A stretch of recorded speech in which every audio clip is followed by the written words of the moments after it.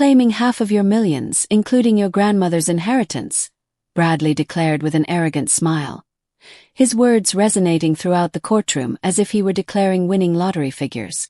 The arrogance in his manner made me feel nauseated, yet I maintained my composure while seated at the defense table. "I am Judith Crawford, aged 45, and I never envisioned myself in a Nashville, Tennessee divorce courtroom, observing my spouse of 5 years trying to take everything I had earned throughout my entire existence." Bradley positioned himself across the chamber with his lawyer, appearing as though he had already claimed the jackpot. His costly attire, which I had naturally purchased, was impeccably tailored, and his blonde hair was smoothed back in that manner that once captivated me, but now disgusted me. "Your Honor," Bradley's lawyer proceeded, "my client deserves half of all matrimonial property, including the considerable inheritance Mrs. Crawford obtained while married." The attorney's case contained papers, each detailing Bradley's scheme to depart with my grandmother's diligently saved funds. I observed the courtroom audience move closer in their chairs, obviously intrigued by what they expected would be an enormous financial resolution. Several of them were likely computing figures mentally, speculating about Bradley's potential winnings. Multiple journalists had appeared, attracted by rumors of a multi-million-dollar divorce involving a notable Nashville entrepreneur. Judge Richardson, a serious woman in her 60s with iron-gray hair, examined the preliminary documents with an impartial demeanor.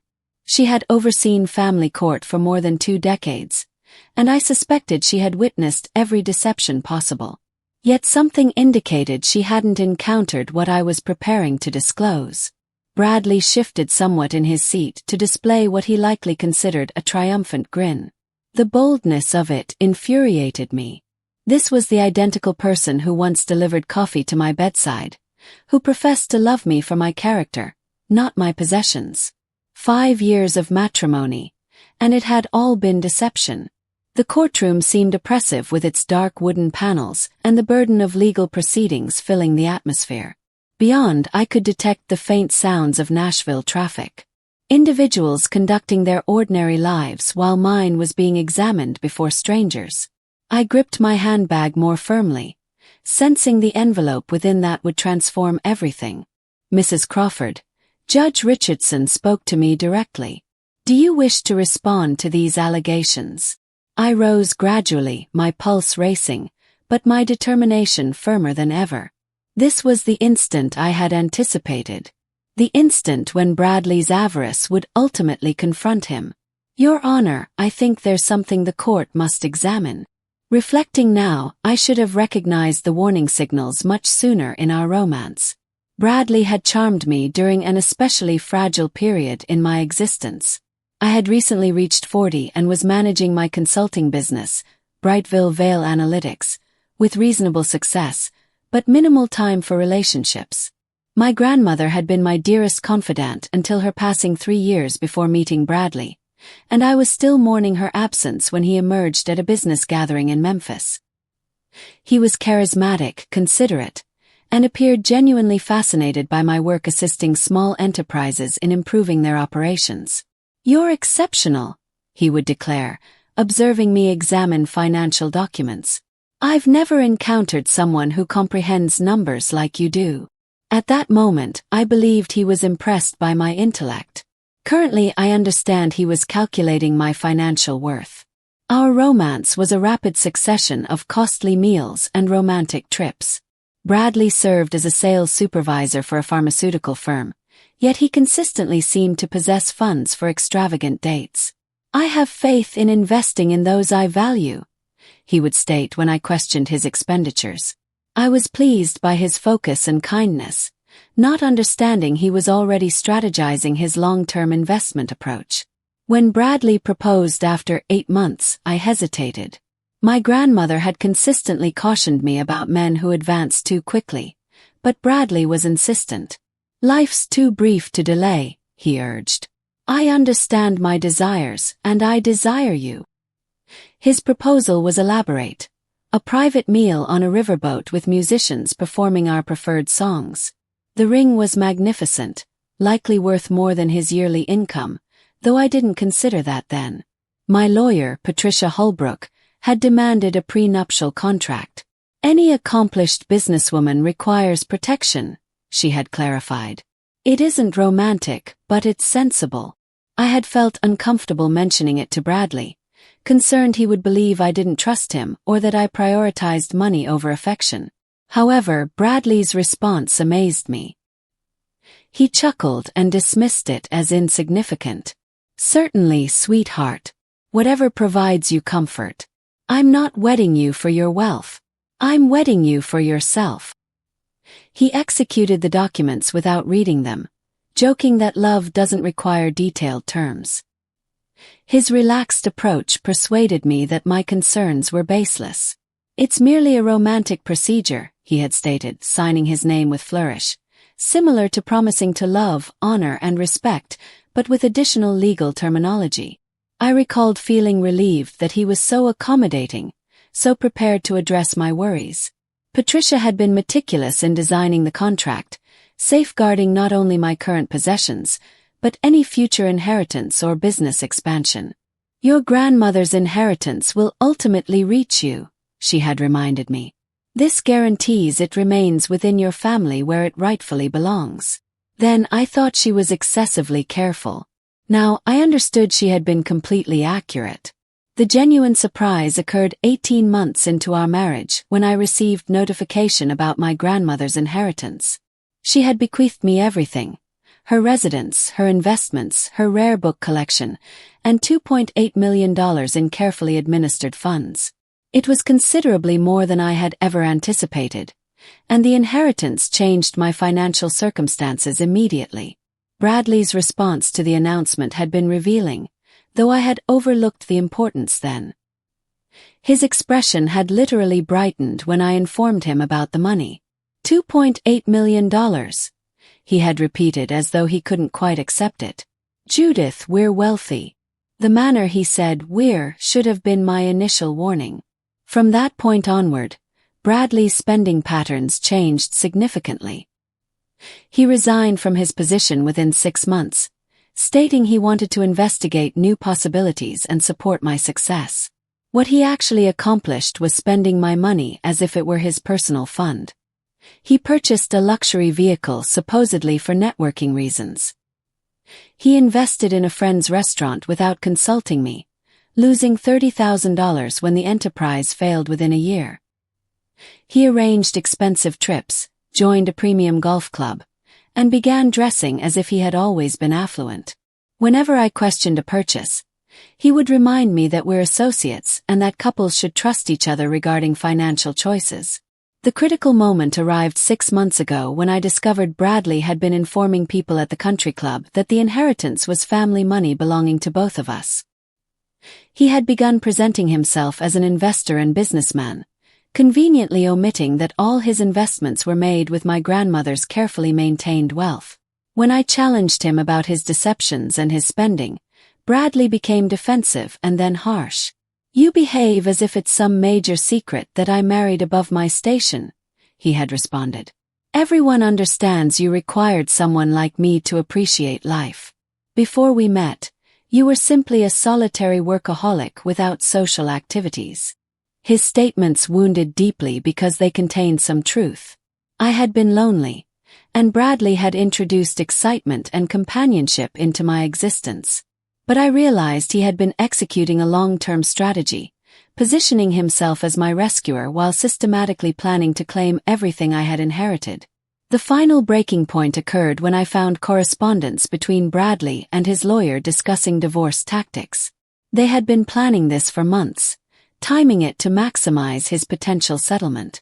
Bradley had even researched Tennessee's divorce regulations, seeking methods to argue that his emotional support and lifestyle contributions entitled him to a greater portion of my possessions. That's when I had finally contacted Patricia again and filed for divorce myself. I refused to allow Bradley to control the story or the schedule. If he wanted to battle over my grandmother's money, I would provide one, but it wouldn't proceed as he anticipated. Now standing in this courtroom, I was prepared to demonstrate to Bradley and everyone else precisely what his greed had gained him. I reached into my purse and retrieved the manila envelope that Patricia had prepared for this exact instant. The courtroom was entirely quiet, except for the gentle rustling of paper and the distant humming of the air conditioning unit. Bradley's confident demeanor wavered slightly as he observed me approach the judge's platform. "Your Honor," I stated, my voice steady and distinct, "I believe the court must examine this document before continuing with any asset division discussions." Judge Richardson extended her hand and received the envelope. "What is the character of this document, Mrs. Crawford?" "It's a prenuptial contract, Your Honor. One that my husband executed before our wedding 5 years ago." The transformation in the courtroom environment was immediate and electric. Bradley's lawyer, a slim man named Gerald Weston, jumped up from his chair as if he had been shocked. "Your Honor, we were not informed of any prenuptial contract. This is extremely unusual." "Be seated, Mr. Weston," Judge Richardson ordered, already opening the envelope. "I'll review the documents and assess their legitimacy." I returned to my place, maintaining my focus on Bradley. His expression had shifted from confident to bewildered to something resembling panic within 30 seconds. He was whispering urgently to his lawyer, gesturing toward the judge's platform. I could distinguish fragments of his desperate words. "She never mentioned. And how is this feasible?" Patricia Holbrook, my lawyer, remained completely composed beside me. She had been preparing for this instant for months, ensuring every aspect of our approach was flawless. "Simply observe," she whispered to me with a slight smile. Judge Richardson was a careful reader, taking her time with each page of the contract. The document was thorough. Patricia had ensured that 5 years ago. It specified exactly which possessions were protected, which obligations would remain separate, and most significantly, how any future inheritance would be managed. "This appears to be a correctly executed prenuptial contract," Judge Richardson declared after several minutes of careful examination. "It's dated 6 weeks before your marriage, witnessed by 2 notaries, and signed by both individuals." Bradley's lawyer appeared as though he wanted to vanish into his chair. I realized that Gerald Weston had filed this divorce case without conducting basic research. He had assumed, just like Bradley, that the marriage was a simple asset seizure. "Your Honor," Bradley suddenly stood up, his voice breaking slightly. "I need to examine that document. I don't recall signing anything like that." The judge's eyebrows raised at Bradley's interruption. "Mr. Crawford, please remain seated and permit your lawyer to manage these proceedings." But Bradley was losing control now, his carefully built confidence falling apart. "Judith, what is this? You never informed me this was some kind of legal snare." "Mr. Crawford," Judge Richardson's voice sliced through the courtroom like a blade. "You will stay quiet or I will charge you with contempt. Your lawyer may ask to examine the document through appropriate procedures." Gerald Weston approached the platform with clear reluctance. I watched him study the prenuptial contract, his complexion growing more pale with each page. He returned to his table and began whispering frantically to Bradley, who was shaking his head in disbelief. The courtroom observers were now completely engaged, detecting that something dramatic was developing. I could hear muted discussions and the scratching of reporters' pens as they attempted to record every detail of Bradley's public embarrassment. "Your Honor," Gerald finally addressed the court, his voice noticeably lacking its previous confidence. "My client would like to ask for a short recess to examine these documents more completely." Judge Richardson checked her timepiece. "Mr. Weston, did you not investigate potential prenuptial contracts before filing your asset demands?" The lawyer's silence was sufficient response. Bradley had been so certain in his approach that he had never even mentioned the possibility of a prenup to his attorney. Gerald Weston had been caught off guard just as much as his client. "I'll provide you 10 minutes to examine the document," Judge Richardson announced. "But I should caution you that this appears to be a legally valid contract that substantially affects your client's demands." During the break, I observed Bradley and his lawyer clustered in intense discussion near the courtroom windows. Bradley's movements were becoming more animated and frantic as Gerald explained the consequences of the prenuptial contract. Even from across the chamber, I could observe the precise moment when Bradley understood his scheme had completely failed. Patricia used the time to examine her own notes and prepare for what she knew would be Bradley's final desperate attempts to contest the contract. "He's going to claim deception or pressure," she predicted quietly. "Men like Bradley consistently blame others when their plans collapse." She was correct.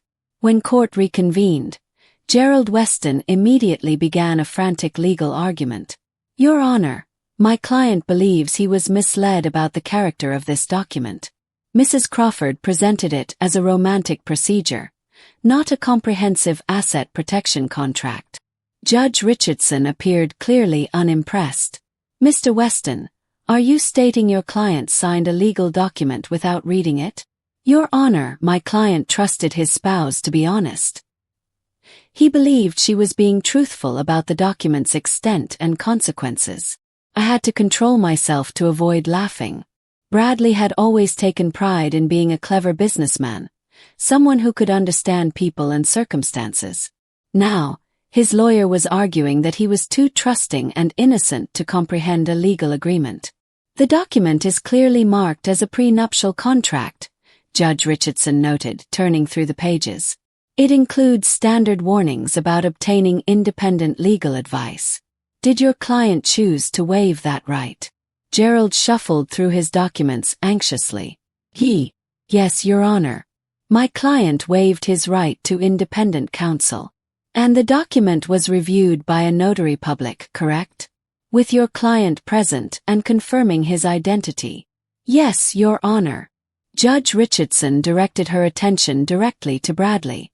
"Mr. Crawford, when you signed this document, did anyone compel you to do so? Were you under any form of pressure or force?" Bradley's face was crimson with embarrassment and anger. "No, Your Honor, but I believed it was just paperwork. Judith made it seem like it was unimportant." "Did you read the document before signing it?" The question lingered in the air like a blade. Bradley looked around the courtroom as if seeking an exit. The silence continued until it became uncomfortable for everyone present. "Mr. Crawford, I asked you a direct question."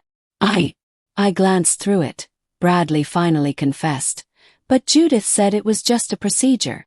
Judge Richardson's expression was a masterwork of judicial disapproval.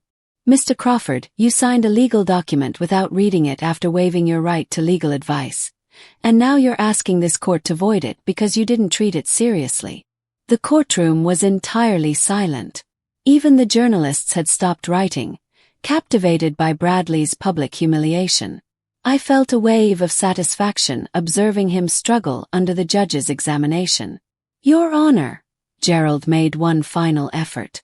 "Perhaps we could argue that the contract is unreasonable given the disparity in—" "Mr. Weston," Judge Richardson interrupted. "Have you examined the financial disclosures included with this prenuptial contract?" Gerald flipped through the document again, obviously searching for something he had overlooked. "There are extensive financial disclosures here, Your Honor." "Indeed there are." Mrs. Crawford provided complete documentation of her possessions, income, and anticipated inheritance. Your client signed acknowledgments confirming he examined and understood all financial information. This is one of the most comprehensive prenuptial contracts I've encountered in my 23 years on the bench.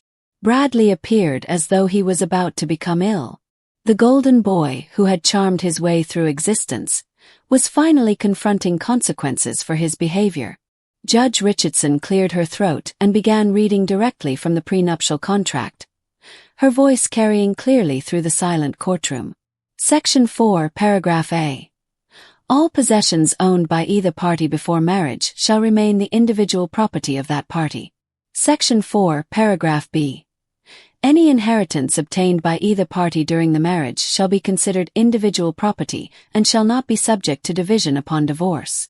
Bradley's face went through a range of colors, red to white to green. He gripped the edge of his table so firmly his knuckles were white. "That can't be legal," he muttered loudly enough for several people to hear. Section 6, Judge Richardson continued, addresses spousal maintenance. Quote, "Neither party shall be entitled to alimony or spousal maintenance from the other, regardless of the marriage duration or the income disparity." The judge looked up from the document. This section was initialed by both parties and witnessed separately. Gerald Weston was urgently taking notes, probably attempting to find any possible loophole or technicality. But Patricia had been too thorough 5 years ago. Every potential challenge had been anticipated and addressed. "Your Honor," I stood up. "If I may address the court." "Proceed, Mrs. Crawford." "When I inherited my grandmother's estate 18 months ago, I consulted with my lawyer about whether the inheritance was protected under the prenuptial contract. We confirmed that it was fully covered under Section 4, Paragraph B. The inheritance has been maintained in separate accounts and has never been mixed with marital possessions. This was the final blow to Bradley's case. Not only was the prenup unbreakable, but I had been extremely careful about keeping the inheritance separate. There was no possibility for him to claim any portion of it. Judge Richardson nodded approvingly. "Mrs. Crawford, did you use any portion of your inheritance for marital expenses or joint purchases?" "No, Your Honor. I maintained my regular income for household expenses. The inheritance has remained completely separate." Bradley erupted. "That's not accurate. She bought things for us. She paid for vacations." "Mr. Crawford," Judge Richardson's voice was ice cold. "You are out of order. Sit down immediately." But Bradley was beyond reasoning now. His carefully constructed mask had completely crumbled. "This is insane. I've been with her for 5 years. I supported her emotionally. I abandoned my career. You quit your job to spend my money," I said quietly, unable to help myself. "Mrs. Crawford," Judge Richardson warned, but her tone was almost amused. Gerald was pulling on Bradley's jacket, trying to get him to sit down and stop making things worse, but Bradley was in complete breakdown mode. His true character finally showing through. "She trapped me," Bradley shouted. "She made me believe we were partners. She allowed me to think that money was ours. Mr. Crawford, if you cannot control yourself, I will have the bailiff remove you from my courtroom." The threat of being physically removed finally penetrated Bradley's rage. He sat down heavily, his chest rising and falling with angry breaths, but the damage was done. Everyone in the courtroom had witnessed his true character. The greedy, entitled man who had married me for my money and then had the nerve to act like a victim when his plan failed. Judge Richardson examined the final pages of the prenuptial contract with deliberate care. The tension in the room was tangible as everyone waited for her ruling. I felt a calm satisfaction settling over me. After months of Bradley's manipulation and lies, the truth was finally emerging. Based on my examination of this prenuptial contract, Judge Richardson announced, "I am prepared to render my decision on asset division." Judge Richardson removed her reading glasses and looked directly at Bradley with an expression that could have frozen flames. "Mr. Crawford, this prenuptial contract is valid, comprehensive, and legally binding. You are entitled to exactly nothing from your wife's premarital possessions, inheritance, or business holdings." The words struck Bradley like physical impacts. His mouth dropped open, and he stared at the judge in complete disbelief. "Nothing," he whispered. "Nothing," Judge Richardson confirmed. Furthermore, according to Section 7 of this contract, all debts acquired individually by either party remain the obligation of that party. "Mrs. Crawford, do you have documentation of debts acquired solely by your husband?" Patricia handed me a thick folder which I passed to the bailiff. "Yes, Your Honor. Credit card debts, the car loan, the failed restaurant investment, and country club fees totaling approximately $87,000. Bradley's lawyer appeared as though he wanted to disappear entirely. The case he had thought would generate him a substantial fee had become a complete catastrophe. "Mr. Crawford," Judge Richardson continued, "not only will you receive no possessions from this marriage, but you remain personally liable for $87,000 in debt that you accumulated during the marriage." The courtroom burst into murmurs and whispers. I could hear someone behind me suppress a laugh. Bradley had gone from expecting millions to facing bankruptcy in the span of 30 minutes. "Your Honor," Bradley's voice was barely audible. "This can't be correct. 5 years of marriage must count for something." Judge Richardson's smile was razor-sharp. "It does count for something, Mr. Crawford. It counts as an expensive lesson in reading legal documents before signing them." The gavel came down with a finality that echoed through the courtroom like thunder. "The court grants the divorce petition filed by Mrs. Crawford. No possessions shall be transferred to Mr. Crawford. All individual debts remain with the party who incurred them. This court is adjourned." Bradley sat in stunned silence as the reality of his situation settled in. He had spent 5 years positioning himself for this moment, only to discover that his plan had been doomed from the day he casually signed the prenuptial contract without reading it. People began leaving the courtroom, but I remained seated, observing Bradley's world collapse around him. Gerald Weston was already packing his briefcase, clearly eager to escape this professional embarrassment. Several journalists approached me for comment, but Patricia intercepted them with practiced efficiency. "Judith," Bradley called out as I finally stood to leave. "We need to discuss this. This isn't finished." I turned to face him one final time. "Bradley, it was finished the moment you decided to marry me for my money instead of loving me for who I am. The prenuptial contract didn't ruin your plan. Your greed did." His face collapsed as the full impact of his situation hit him.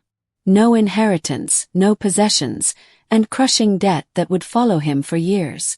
The man who had charmed his way through life had finally encountered a situation that couldn't be sweet-talked or manipulated away. As I walked toward the courtroom doors with Patricia beside me, I felt lighter than I had in months. The nightmare was finally over, and Bradley's true nature had been exposed for everyone to witness. Justice, it turned out, sometimes came with its own sense of poetic irony. Bradley's life fell apart completely in the months following our divorce. The $87,000 in debt forced him into bankruptcy within 6 months, destroying his credit and making it impossible for him to maintain his lifestyle. His reputation in Nashville's business community was destroyed when word spread about how he attempted to steal his wife's inheritance, making him a cautionary tale about prenuptial contracts and the dangers of marrying for money. The country club revoked his membership when he couldn't pay his dues, and the luxury car was repossessed, leaving him dependent on public transportation. His dating life became non-existent as women in our social circles learned about his gold-digging scheme, warning each other about the charming man who viewed marriage as a business transaction. He was forced to move in with his elderly parents in Memphis and take an entry-level sales job. His dreams of living off my grandmother's money replaced by the harsh reality of starting over at 47 with nothing but debt and a damaged reputation. I used a portion of my protected inheritance to establish the Crawford Foundation, which provides legal assistance to women seeking prenuptial contracts and divorce representation, ensuring that other women wouldn't fall victim to financial predators like Bradley. Looking back on my journey from trusting wife to empowered divorcee, I realized that my grandmother's wisdom about protecting family wealth had saved me from more than just financial loss. It had saved me from a lifetime of being used by someone who saw my love as nothing more than a pathway to easy money.